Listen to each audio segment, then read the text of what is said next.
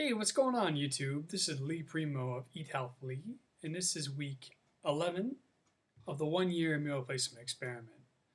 As always, it's been interesting. At the beginning of this week, so starting the past Monday before, I switched to a method of just baking the Joylent.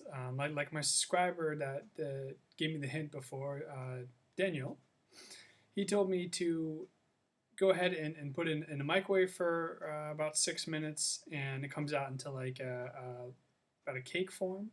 I took cupcake holders, made it into a thick Joylent batter, poured it in, microwaved it. Some interesting things that I've noticed since I began that is my blood sugar levels have also went a bit lower, which is great. Another thing worth mentioning, I know when I wanted to start the Joylent experiment, I want to keep it as pure as possible. But as you remember from week 5, I had a rash called urticaria, and I went to my doctor. My doctor said, well, it's just an overreactive immune system. Well, ever since I've had that week, I've had a couple of different kind of episodes like that. So what I had to do was I had to up the amount of antihistamines I was taking, which it solved the issue with that. So essentially, Joylent, before I took the Joylent, I didn't have an issue with having the immune system. Then I was taking the Joylent. Then my immune system became, I guess, in a way you could say it became stronger because it started reacting to things it didn't before. I've always been an allergy patient, but it seems like being on the Joylent has improved my immune system to a degree, which for me personally is a problem because I have allergies. So I started taking now 2 antihistamines, and the issue was I was becoming very tired. So it solved the issue of the rashes I was having, but it had a negative side effect of I was tired all the time. So to balance that out, I have to start taking what's called adrafinil, which is gets metabolized into modafinil, and modafinil is an agent that keeps you awake. A lot of patients use it who have epilepsy use modafinil. They use it in the military for pilots doing long missions because definitely does keep you awake. So what I found was when I took the adrafinil, it balanced out the negative side effects of the antihistamines. And interestingly, that it did seem to correlate between lower blood sugar levels and when I started taking adrafinil. So that's also something to note as well. Could the lower blood sugar I've had this week be related to either cooking the Joylent or the adrafinil? It's kind of hard to say because I started doing them around the same time.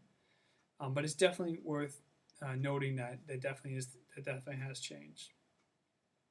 As far as my weight goes, I still stabled out to about 72 kilos. I haven't really lost or gained since, so that's great.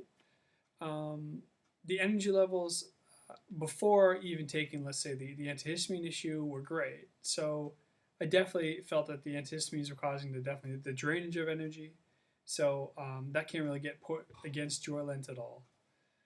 Other than that, I love how Joylent is so easy to make. It's convenient.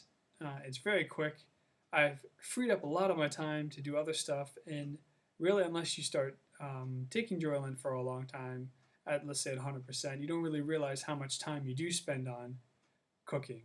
Now, that's not necessarily a bad thing, but I'm a student at the moment. I also am running a business, so time for me is pretty tight. So this definitely helps fit better into my lifestyle personally. But other people may think cooking is also a lot of fun, which is also cool too. What I think I'm going to do after this experiment is over, I'm going to continue to use meal replacement shakes for breakfast and lunch, and I'll go to a regular dinner to just to get a bit of diversity. It's also, of course, great to eat normal foods every now and then. My main reason for doing the 100% for you guys is to prove that long-term usage of Joylent or the other company Pole, which I'll be doing for the experiment as well, is safe for long-term use. At the end of this month, I'm going to get my blood tested. So after April 31st, I'll have the first set of testing done. So it happens to fall on a weekend over here. So I'll be going in on May 2nd to get my blood drawn. And week 12 video will have a good synopsis of what the results were.